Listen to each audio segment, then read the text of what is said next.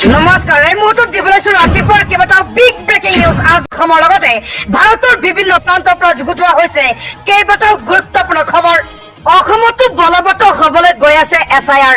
হয়, আমাৰ প্ৰথমটো খবৰে ৰাজ্যবাসীৰ বাবে এটা বহুতে গুৰুত্বপূৰ্ণ খবৰ। হয়, অসমতো হ'ব SIR প্ৰৱৰ্তন। অতি সোনকালেই অসমত আৰম্ভ হ'ব গৈ আছে SIR। 2026 নিৰ্বাচনৰ আগতেই SIR পদ্ধতি আৰম্ভ হ'ব গোটেই অসমত।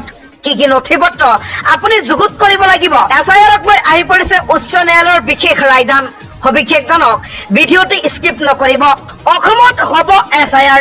অসমত SIR প্ৰৱৰ্তনৰ বাবে সৰ্বোচ্চ ন্যায়ালয়ত দাখিল হৈছে আবেদন। বিহাৰৰ দৰে অসমতো হ'ব পাৰে SIR প্ৰক্ৰিয়া। অসমত SIR প্ৰৱৰ্তনৰ বাবে সৰ্বোচ্চ ন্যায়ালয়ত আবেদন দাখিল। 26 নিৰ্বাচনৰ পূৰ্বে অসমত SIR আৰম্ভণিৰ দাবী। অসমত লাখ লাখ লোকে ভুৱা আধাৰ নথিপত্ৰ তৈয়াৰ কৰাৰ অভিযোগ। বিদেশীৰ নাম আঁতৰাবলৈ অসমতো প্ৰয়োজন হ'ব SIRৰ। অসমত SIR প্ৰৱৰ্তনক লৈ 15 ছেপ্টেম্বৰত হ'ব শুনানি। নিৰ্বাচন আয়োগক অসমত SIR অধিসূচনা জাৰিৰ দাবী। অসম, বেংগল, পুডুচেৰী, কেৰালা, তামিলনাডুত SIR প্ৰৱৰ্তনৰ দাবী। সম্পূৰ্ণ দেশতে পৰ্যায়ক্ৰমে SIR প্ৰৱৰ্তনৰ দাবী। বাংলাদেশী, পাকিস্তানী, ৰোহিংগীয়াই ভুৱা নথিৰে প্ৰৱেশ কৰিছে অসমত। অসমত SIR প্ৰৱৰ্তনৰ দাবী অধিবক্তা অশ্বিনী উপাধ্যায়ৰ। সৰ্বোচ্চ ন্যায়ালয়ত আবেদন দাখিল অধিবক্তা অশ্বিনী উপাধ্যায়ৰ। 26 নিৰ্বাচনৰ পূৰ্বে অসমত SIR আৰম্ভণিৰ দাবী জনাইছে অধিবক্তাগৰাকীয়ে। মুখ্যমন্ত্ৰী হিমন্ত বিশ্ব শৰ্মাৰ ডাঙৰ ঘোষণা। সম্পূৰ্ণ সলনি হ'ব বিনামূলীয়া চাউল লোৱাৰ নিয়ম। হয়, যদি আপোনাৰ ৰেচন কাৰ্ড আছে এই খবৰটো আপুনি মিছ নকৰিব, অন্যথা বিপদত পৰিব। কাৰণ মুখ্যমন্ত্ৰী হিমন্ত বিশ্ব শৰ্মাই ৰেচন লোৱাৰ সম্পূৰ্ণ নিয়ম সলনি কৰিবলৈ গৈ আছে। কি সলনি হ'ব সবিশেষ আপোনালোকক জনাইছো। ভিডিঅ'টি অলপ স্কিপ নকৰাকে শেষলৈকে চাই থাকিব। চৰকাৰৰ বিনামূলীয়া চাউল প্ৰদানত সলনি হ'ব নিয়ম। ৰাজ্যৰ লাখ লাখ হিতাধিকাৰীৰ বাবে এক বৃহৎ ঘোষণা, ডাঙৰ ঘোষণা। 1 নৱেম্বৰৰ পৰা সলনি হ'ব ৰেচন লোৱাৰ নিয়ম। সম্পূৰ্ণ নতুন পদ্ধতিৰে ল'ব লাগিব ৰেচন। ৰেচন কাৰ্ড থাকিলে আবেদন নকৰাকৈ লাভ কৰিব অৰুণোদয়। বিনামূলীয়া ৰেচন আৰু অৰুণোদয় নিয়ম সলনি কৰিলে মুখ্যমন্ত্ৰীয়ে। নতুনকৈ ৰেচন কাৰ্ডৰ আবেদন কৰা সকলৰ বাবে ডাঙৰ খবৰ। চাউলৰ লগতে প্ৰতিগৰাকী হিতাধিকাৰীয়ে পাব দাইল, চেনি আৰু নিমখ। বজাৰতো কম দামত লাভ কৰিব এইসমূহ সামগ্ৰী। কেনেকৈ কৰিব নতুনকৈ ৰেচন কাৰ্ডৰ বাবে আবেদন সবিশেষ জানক। pds.assam.gov.in পৰ্টেলত ৰেচন কাৰ্ডৰ বাবে কৰক আবেদন। খাদ্য ৰাজহুৱা বিতৰণ গ্ৰাহক পৰিক্ৰমা কাৰ্যালয়ত আবেদন কৰিব পাৰিব। আবেদনৰ সৈতে জমা দিব লাগিব সকলো প্ৰয়োজনীয় নথিপত্ৰৰ প্ৰতিলিপি। কি নথিপত্ৰ আপুনি জমা দিব লাগিব আপুনি জানেনে? আধাৰ কাৰ্ড, ভোটাৰ কাৰ্ড, ভোটাৰ তালিকা, ঠিকনা প্ৰমাণ পত্ৰ, এইকেইটা পৰিচয় পত্ৰ দিলে আপুনি লাভ কৰিব ৰেচন কাৰ্ড। আধাৰ কাৰ্ডক লৈ আহি পৰিছে এক গুৰুত্বপূৰ্ণ খবৰ। নাগৰিকত্বৰ প্ৰমাণ হিচাপে ব্যৱহাৰ কৰিব নোৱাৰিব আধাৰ কাৰ্ড। আধাৰক লৈ নতুন নিৰ্দেশনা সৰ্বোচ্চ ন্যায়ালয়ৰ। নাগৰিকত্বৰ প্ৰমাণ হিচাপে ব্যৱহাৰ কৰিব নোৱাৰিব আধাৰ কাৰ্ড। সৰ্বোচ্চ ন্যায়ালয়ৰ আধাৰক লৈ নতুন নিৰ্দেশনা। দেশৰ নিৰ্বাচন আয়োগ লৈ নিৰ্দেশনা উচ্চতম ন্যায়ালয়ৰ। SIRৰ ক্ষেত্ৰত কেৱল 12 নম্বৰ নথি হিচাপেহে ব্যৱহাৰ কৰিব পাৰিব আপোনাৰ আধাৰ কাৰ্ড। কোটি কোটি আধাৰ ব্যৱহাৰকাৰীলৈ ডাঙৰ খবৰ। ভোটাৰ তালিকাৰ পৰা কৰ্তন হ'ব পাৰে সন্দেহযুক্ত লাখ লাখ লোকৰ নাম। দেশজুৰি SIR বলবৎক লৈ নিৰ্বাচন আয়োগৰ গ্ৰীণ ছিগনেল। 10 তাৰিখে প্ৰতিখন ৰাজ্যৰ নিৰ্বাচন আয়োগৰে ৰুদ্ৰতাৰ বৈঠক। 10 ছেপ্টেম্বৰত দিল্লীৰ চূড়ান্ত বৈঠকত লোৱা হ'ব এই বিশেষ সিদ্ধান্ত। পুনৰবাৰ নাগৰিকত্বৰ প্ৰমাণ দিব লাগিব দেশৰ নাগৰিকে। 2026 পূৰ্বে নতুন সিদ্ধান্তত উপনীত হোৱাৰ সম্ভাৱনা। বিহাৰৰ পাছত SIRক লৈ ল'ব পাৰে দ্বিতীয়টো বৃহৎ সিদ্ধান্ত। ভোট কেন্দ্ৰৰ সঠিক সংখ্যাৰ ৰিপৰ্ট দিব লাগিব নিৰ্বাচন আয়োগক। 30 ছেপ্টেম্বৰত অন্ত পৰিব বিহাৰৰ SIR প্ৰক্ৰিয়া। ইয়াৰ পাছতেই সমগ্ৰ দেশজুৰি বলৱৎ হ'ব SIR। মিয়া বিচাৰি অভিযান চলোৱা সকলো নেতা পৰিব বিপদত। সহ্যৰ এটা সীমা থকা উচিত। লোৱা হ'ব আইনী ব্যৱস্থা। আমচুৰ সভাপতি ৰেজাউল কৰিম চৰকাৰৰ মহাগৰ্জন।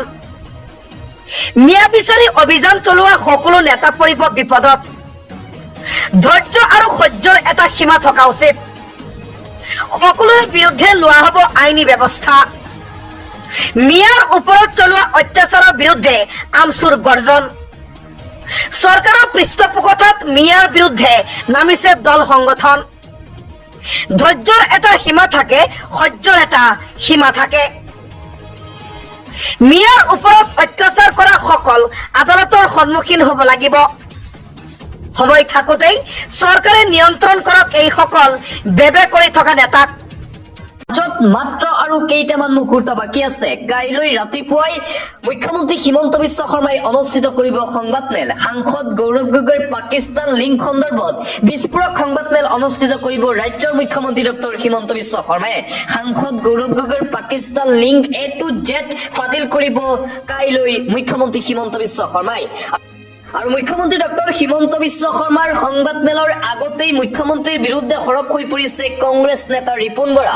মুখ্যমন্ত্ৰী হিমন্ত বিশ্ব শৰ্মাৰ বাবে বৃদ্ধাশ্ৰমৰ এখন আসন বুকিং কৰি থোৱা হৈছে। 10 ছেপ্টেম্বৰৰ পাছত বৃদ্ধাশ্ৰমত পঠিয়াই দিয়া হ'ব মুখ্যমন্ত্ৰী হিমন্ত বিশ্ব শৰ্মাক। আৰু মুখ্যমন্ত্ৰী হিমন্ত বিশ্ব শৰ্মাই গৌৰৱ গগৈৰ পাকিস্তান লিংক কোনো ফাদিল কৰিব নোৱাৰে। আৰু যাৰ বাবে বৃদ্ধাশ্ৰমত মুখ্যমন্ত্ৰীৰ বাবে আসন সংৰক্ষিত কৰিছে ৰিপুন বৰাই। 10 ছেপ্টেম্বৰৰ পিছতেই অৰ্থাৎ 11 ছেপ্টেম্বৰত মুখ্যমন্ত্ৰী হিমন্ত বিশ্ব শৰ্মাক বৃদ্ধাশ্ৰমত থৈ আহিব ৰিপুন বৰা। মুঠতে গৌৰৱ গগৈৰ পাকিস্তান লিংকক লৈ এতিয়া অসমৰ ৰাজনীতি উত্তাল হৈ পৰিছে। পাকিস্তান গৈ কি কৰিছিল, পাকিস্তানক কাৰ সৈতে মিলিত হৈছিল গৌৰৱ গগৈ, সকলো তথ্য কাইলৈ ৰাতিপুৱাৰ সংবাদমেলত ফাদিল কৰিব মুখ্যমন্ত্ৰী ডক্টৰ হিমন্ত বিশ্ব শৰ্মাই। আৰু আগতেই মুখ্যমন্ত্ৰী হিমন্ত বিশ্ব শৰ্মাই ঘোষণা কৰি থৈছে যে যদিহে গৌৰৱ গগৈৰ পাকিস্তান লিংক ফাদিল কৰিব নোৱাৰে, যদি গৌৰৱ গগৈ পাকিস্তান যোৱাটো সত্য প্ৰমাণিত কৰিব নোৱাৰে, তেন্তে মুখ্যমন্ত্ৰীয়ে ৰাজনৈতিক জীৱনৰ পৰা পদত্যাগ কৰিব। আৰু আনকি মুখ্যমন্ত্ৰী হিমন্ত বিশ্ব শৰ্মাই নিজৰ ঘৰত নাযায়। আৰু লক্ষণীয় হৈ পৰিছে যে কাইলৈ কি হ'ব গৌৰৱ গগৈৰ ৰাজনৈতিক ভৱিষ্যত। সঁচাকৈয়ে মুখ্যমন্ত্ৰীয়ে গৌৰৱৰ পাকিস্তান লিংক ফাদিল কৰিবনে? আৰু যদি কৰিব নোৱাৰে তেন্তে সঁচাকৈয়ে মুখ্যমন্ত্ৰী হিমন্ত বিশ্ব শৰ্মাই মুখ্যমন্ত্ৰী পদৰ পৰা পদত্যাগ কৰিবনে? আৰু এইসমূহ প্ৰশ্ন এতিয়া উত্থাপন হৈছে। মুঠতে অসমৰ কোটি কোটি জনতাৰ অপেক্ষা। আৰু মাত্ৰ কেইটামান ঘণ্টা বাকী আছে। কাইলৈ ৰাতিপুৱাই অনুষ্ঠিত কৰিব মুখ্যমন্ত্ৰী হিমন্ত বিশ্ব শৰ্মাই এই বিস্ফোৰক সংবাদমেল। আন এটা ব্ৰেকিং নিউজ, মিছলীয়া হৈছে মুখ্যমন্ত্ৰী হিমন্ত বিশ্ব শৰ্মা। মুখ্যমন্ত্ৰীৰ হাতত এটম বোমা থকা বুলি মিছা মাতিছে। মুখ্যমন্ত্ৰীৰ হাতত নাই কোনো বোমা, এটম বোমা। 10 তাৰিখে মুখ্যমন্ত্ৰীয়ে এটা ফুচকি বোম ফুটাব। মুখ্যমন্ত্ৰী হিমন্ত বিশ্ব শৰ্মাৰ বোমাটোত পানী পৰিলে। বিধায়ক অখিল গগৈৰ এই বিস্ফোৰক মন্তব্য। কোনো ধৰণৰ এটম বোমা নাই মুখ্যমন্ত্ৰী হিমন্ত বিশ্ব শৰ্মাৰ হাতত।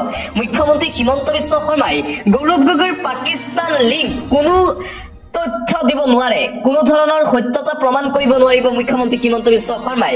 আৰু মুখ্যমন্ত্ৰী হিমন্ত বিশ্ব শৰ্মা যেন ব্যৰ্থ হ'ব সেয়া স্পষ্ট হৈ পৰিছে। আৰু এইদৰে গৌৰৱ গগৈৰ পাকিস্তান লিংক সন্দৰ্ভত প্ৰতিক্ৰিয়া প্ৰকাশ কৰিছে বিধায়ক অখিল গগৈয়ে। পলিটিকেল ব্ৰেকিং নিউজ, আনুষ্ঠানিকভাৱে যোগদান কৰিছে কংগ্ৰেছ দলত 3 প্ৰাক্তন বিধায়কে। অগপ বিজেপি এৰি কংগ্ৰেছ দলত আনুষ্ঠানিকভাৱে যোগদান কৰিছে প্ৰাক্তন বিধায়কসকলে। বিজেপি অগপ এৰিছিল প্ৰাক্তন 3জনকৈ বিধায়কে। নতুন দিল্লীত যোৱাকালি কংগ্ৰেছৰ ৰাষ্ট্ৰীয় কাৰ্যালয়ত আনুষ্ঠানিক যোগদান। বিনন্দ শইকীয়া, সত্যব্ৰত কলিতা, মানসিং ৰংপিৰ যোগদান কংগ্ৰেছত। AICCৰ জ্যেষ্ঠ নেতা KC ভেনুগোপালৰ উপস্থিতিত যোগদান কাৰ্যসূচী। অসমৰ পৰ্যবেক্ষক জিতেন্দ্ৰ সিঙো উপস্থিত আছিল অনুষ্ঠানত। সংগ দিলে গৌৰৱ গগৈ, প্ৰদ্যুৎ বৰদলৈ, ৰকিবুল হুছেইনে। অসমৰ কেইবাগৰাকীও জ্যেষ্ঠ নেতা উপস্থিত আছিল যোগদান কাৰ্যসূচীত। বিজেপিত অসন্তুষ্টি প্ৰকাশ কৰি দল এৰিছিল বিনন্দ শইকীয়া আৰু ৰংপিয়ে। অগপত মতানৈক্য হৈ একেটা দিনতে দল এৰিছিল 3 প্ৰাক্তন বিধায়কে। 2026 চনৰ বিধানসভা নিৰ্বাচনৰ পূৰ্বে শক্তিশালী ৰূপত এতিয়া দেখিবলৈ পোৱা গৈছে প্ৰদেশ কংগ্ৰেছক। সম্পূৰ্ণৰূপে সাজু হৈ পৰিছে বিধানসভা নিৰ্বাচনৰ বাবে কংগ্ৰেছ দল। আন এটা পলিটিক্যাল ব্ৰেকিং নিউজ 26ৰ নিৰ্বাচনী ৰণদংকা শক্তি বৃদ্ধি হ'ল বিধায়ক অখিল গগৈৰ নেতৃত্বাধীন ৰাইজৰ দলৰ বৃহৎ যোগদান কাৰ্যসূচী দেখিবলৈ পোৱা গৈছে বিধানসভা নিৰ্বাচনৰ বাবে সাজু হৈ পৰিছে অখিল পুনৰ শক্তি বৃদ্ধি হ'ল অখিল গগৈৰ ৰাইজৰ দলৰ বৃহৎ যোগদান কাৰ্যসূচী শ নেতা কৰ্মীয়ে একেলগে যোগদান কৰিছে ৰাইজৰ দলত অখিল গগৈ নেতৃত্বাধীন ৰাইজৰ দলৰ শক্তি বৃদ্ধি পাইছে 26 চনৰ নিৰ্বাচনৰ পূৰ্বে সম্পূৰ্ণৰূপে এতিয়া ৰণকৌশল প্ৰস্তুত কৰিছে অখিল গগৈয়ে আৰু জনসমুদ্ৰত পৰিণত হৈছে ৰাইজৰ দলৰ সভা দলৰ সভাপতি অখিল গগৈৰ উপস্থিতিত বৃহৎ যোগদান কাৰ্যসূচী ৰাইজৰ দলে আৰম্ভ কৰিলে 2026 চনৰ নিৰ্বাচনী ৰণদংকা বজাই দিলে অখিলে 26 বিধানসভা নিৰ্বাচনৰ পূৰ্বে শক্তিশালী উত্থান অখিল গগৈৰ ৰাইজৰ দলৰ বিজেপি অগপক প্ৰত্যাহ্বান জনাই ৰাইজৰ দলৰ বৃহৎ যোগদান কাৰ্যসূচী অনুষ্ঠিত হৈছে বিকাল গণ সমাৱেশত ৰাইজৰ দলত যোগদান সত্য অগপত্যাগী নেতাৰ গুৱাহাটী উচ্চ ন্যায়ালয়ৰ অধিবক্তা পাৰভেজ ৰহমানৰ ৰাইজৰ দলত আনুষ্ঠানিকভাৱে যোগদান পাৰভেজ ৰহমান হ'ব 26 বিধানসভা নিৰ্বাচনৰ সিজন গ্ৰাম সমষ্টিৰ প্ৰাৰ্থী গণ সমাৱেশত 26 ৰাইজৰ দলৰ প্ৰাৰ্থী ঘোষণা বিধায়ক অখিল গগৈৰ 2026 চনৰ বিধানসভা নিৰ্বাচনৰ পূৰ্বে বঙাইগাঁৱৰ পৰাই যেন 26 চনৰ বিধানসভা নিৰ্বাচনৰ ৰণদংকা বজাইছে বিধায়ক অখিল গগৈয়ে আজমল আৰু হিমন্ত বিশ্ব শৰ্মা চাচা মামা AIUDF দলৰ তলাটোৰ চাবি থাকে হিমন্ত বিশ্ব শৰ্মাৰ ওচৰত আৰু AIUDF হিমন্ত বিশ্ব শৰ্মা বিজেপিক এইবাৰ ব্ৰহ্মপুত্ৰত দলিয়াই দিয়া হ'ব পুনৰবাৰ বিধায়ক অখিল গগৈৰ এই মহা বিস্ফোৰণ আজমল আৰু মুখ্যমন্ত্ৰী হিমন্ত বিশ্ব শৰ্মা হৈছে এটা মুদ্ৰাৰ ইপিটি সিপিটি দুয়োটা দলকেই অসমৰ পৰা বিদায় দিব লাগিব বুলি মন্তব্য অখিলৰ যদি অসমত শান্তি বিচাৰে তেন্তে আজমল হিমন্ত বিশ্ব শৰ্মাক বহিষ্কাৰ কৰক আজমলৰ AIUDFৰ তলা চাবি হিমন্ত বিশ্ব শৰ্মাৰ হাতত থাকে আজমল আৰু হিমন্ত বিশ্ব শৰ্মা হৈছে ভাই গতিকে আজমল হিমন্তক বিদায় দিয়ক অসমৰ পৰা আন এটা ব্ৰেকিং নিউজ মিয়াক অপমান কৰিলে সহ্য কৰা নহব সহ্যৰ এটা সীমা থাকে ধৈৰ্যৰ এটা সীমা থাকে শিৱসাগৰ কাৰো পৈতৃক সম্পত্তি নহয় মিয়াক অপমান কৰিলে এতিয়া আৰু সহ্য কৰা নহব সহ্যৰ এটা সীমা থাকে ধৈৰ্যৰো এটা সীমা থাকে বহুত কৰিলে মিয়াক লৈ শিৱসাগৰ কাৰো পৈতৃক সম্পত্তি নহয় শিৱসাগৰত সকলো ভাৰতীয় নাগৰিক যাব পাৰিব সকলো ভাৰতীয় নাগৰিক শিৱসাগৰলৈ যাব পাৰিব তাত বাধা দিবলৈ কাৰোৰে অধিকাৰ নাই মিয়া খেদাৰ নামত কাম কৰি খোৱা লোকক অত্যাচাৰ কৰিছে শিৱসাগৰৰ জাতীয় দল সংগঠনৰ নেতাসকলে আমচু নেতা ৰেজাউল কৰিম চৰকাৰ পুনৰবাৰ সৰব হৈ পৰিছে মিয়া খেদাৰ নামত যি চলিছে এইটো কিন্তু অসমৰ বাবে শুভ সংকেত নহয় অসমৰ বাবে এয়া অশুভ সংকেত মিয়াৰ নামত কেৱল মাত্ৰ অত্যাচাৰ মিয়াৰ ওপৰত বিৰক্ত দেখুওৱা সকল চকুৰ ভেকুলি মিয়াক হাৰাশাস্তি কৰা সকল প্ৰকৃত জাতীয়তাবাদী হ'ব নোৱাৰে মিয়াসকল প্ৰকৃত ভাৰতীয় নাগৰিক মিয়াসকল কোনো বাংলাদেশী নাগৰিক নহয় গতিকে প্ৰকৃত ভাৰতীয় নাগৰিক হাৰাশাস্তি কৰাটো কাৰোৰে অধিকাৰ নাই এয়া সংবিধান বিৰোধী আৰু এইদৰে উজনি অসমত মিয়াক কৰা অত্যাচাৰৰ বিৰুদ্ধে জাতীয় সংগঠনৰ বিৰুদ্ধে এইদৰে সৰব হৈ পৰিছে আমচুৰ সভাপতি ৰেজাউল কৰিম চৰকাৰ দিবলৈ চোৱা আন্তঃৰাষ্ট্ৰীয় পৰ্যায়ৰ এটা ব্ৰেকিং নিউজ নেপালত ধ্বংস হোৱাৰ দিশে নেপাল চৰকাৰ গৃহমন্ত্ৰীৰ পদত্যাগ ধ্বংস হোৱাৰ দিশে নেপালৰ KP শৰ্মা আলী চৰকাৰ পদত্যাগ কৰিলে নেপালৰ গৃহমন্ত্ৰী ৰমেশ লেখকে নিশাৰ ভিতৰতেই খুকিব পাৰে চৰকাৰ তীব্ৰ গণ আন্দোলন নেপালত পদত্যাগ কৰিব পাৰে নেপালৰ প্ৰধানমন্ত্ৰীয়েও ঘটনাক লৈ নৈতিক দায়িত্ব স্বীকাৰ কৰি পদত্যাগৰ দাবী চৰকাৰৰ বিৰুদ্ধে ৰাজপথত যুৱ প্ৰজন্মৰ শক্তি প্ৰদৰ্শন দুৰ্নীতি ডাকিবলৈ নেপালত বন্ধ কৰা হৈছিল সামাজিক মাধ্যম ফেচবুক ইনষ্টাগ্ৰাম হোৱাটছআপ বন্ধ কৰাক লৈ উত্তাল হৈ পৰিছে নেপাল ৰাষ্ট্ৰ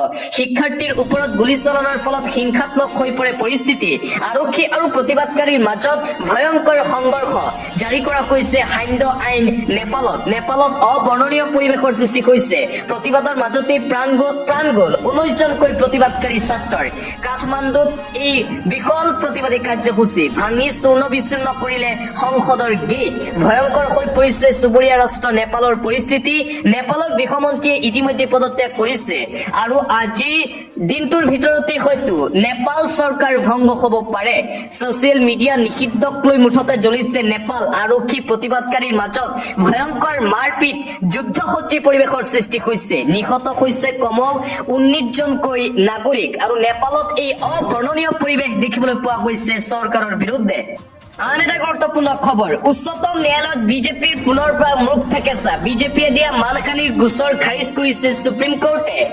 এইবাৰ উচ্চতম ন্যায়ালয়ত ভাৰতীয় জনতা পাৰ্টীয়ে পুনৰবাৰ মুখ থেকেচা খাইছে। উচ্চতম ন্যায়ালয়ে খাৰিজ কৰিলে ভাৰতীয় জনতা পাৰ্টীৰ আবেদন। বিজেপিয়ে দিয়া মানহানিৰ গোচৰ খাৰিজ সুপ্ৰিম কোৰ্টৰ, আৰু সুপ্ৰিম কোৰ্ট পুনৰবাৰ বিজেপিৰ বিৰুদ্ধে, মুখ্যমন্ত্ৰীৰ বিৰুদ্ধে মানহানিৰ গোচৰৰ আবেদন কৰিছিল বিজেপিয়ে। ৰাজনৈতিক যুঁজৰ বাবে আদালতক ব্যৱহাৰ নকৰিব, আদালতে সকীয়াই দিলে বিজেপি দলক। যদি আপুনি এজন নেতা তেন্তে সহ্য কৰাৰ দক্ষতা থাকিব লাগিব আপোনাৰ। তেলেংগানাৰ মুখ্যমন্ত্ৰী ৰেৱন্ত ৰেড্ডিৰ বিৰুদ্ধে দিছিল মানহানিৰ গোচৰ। ৰেৱন্ত ৰেড্ডিৰ বিৰুদ্ধে দিয়া মানহানিৰ গোচৰ ইতিমধ্যে খাৰিজ কৰিছে ন্যায়ালয়ে। উচ্চ ন্যায়ালয়ৰ পিছত উচ্চতম ন্যায়ালয়েও খাৰিজ কৰে আবেদন, আৰু বিজেপিয়ে পুনৰবাৰ মুখ থেকেচা খাইছে উচ্চতম ন্যায়ালয়ত। মুখ্যমন্ত্ৰী হিমন্ত বিশ্ব শৰ্মাৰ ডাঙৰ মন্তব্য। মুখ্যমন্ত্ৰী হিমন্ত বিশ্ব শৰ্মাই কৈছে, ৰাজ্যৰ ইমূৰৰ পৰা সিমূৰলৈকে য'তেই চৰকাৰী মাটি আছে তাতেই চলিব উচ্ছেদ। সাজু হৈছে সম্পূৰ্ণ তালিকা, 126টা সমষ্টিতে চলিব উচ্ছেদ। ভিজিয়াৰ চৰকাৰী ভূমি বেদখল কৰা সকলো স্থানতে চলিব উচ্ছেদ অভিযান। উচ্ছেদৰ বাবে সম্পূৰ্ণ কৰি তোলা হৈছে প্ৰস্তুতি। পৰৱৰ্তী খবৰ, 2026 চনৰ নিৰ্বাচনৰ পূৰ্বেই কংগ্ৰেছৰ বাবে আহিল এটা ভাল খবৰ। অগপ আৰু বিজেপিৰ পৰা 3জনকৈ প্ৰাক্তন বিধায়কে যোগদান কৰিলে কংগ্ৰেছত, আৰু ইয়াকে লৈ এক ভাল দিন, গুৰুত্বপূৰ্ণ দিন বুলি অভিহিত কৰিছে সাংসদ গৌৰৱ গগৈ। গৌৰৱ গগৈয়ে কৈছে, অসমত বৰ্তমান ডক্টৰ হিমন্ত বিশ্ব শৰ্মাৰ নেতৃত্বত চলি থকা চৰকাৰখন জনতাৰ সেৱাৰ বাবে নহয়। অসমৰ বিজেপি চৰকাৰে এতিয়া আৰু সাধাৰণ ৰাইজ, খাটি খোৱা জনতা, ক্ষুদ্ৰ ব্যৱসায়ী, শ্ৰমিক, কৃষকৰ বাবে কাম নকৰে। হিমন্ত বিশ্ব শৰ্মা আৰু তেওঁৰ পৰিয়ালৰ উন্নয়নৰ বাবেহে এই চৰকাৰখনে কাম কৰি আহিছে। কংগ্ৰেছত যোগদান কৰিছে বিনন্দ শইকীয়া, মানসিং ৰংপি আৰু সত্যব্ৰত কলিতাই। দিল্লীত আনুষ্ঠানিকভাৱে যোগদান কৰিছে 3জনকৈ প্ৰাক্তন বিধায়কে।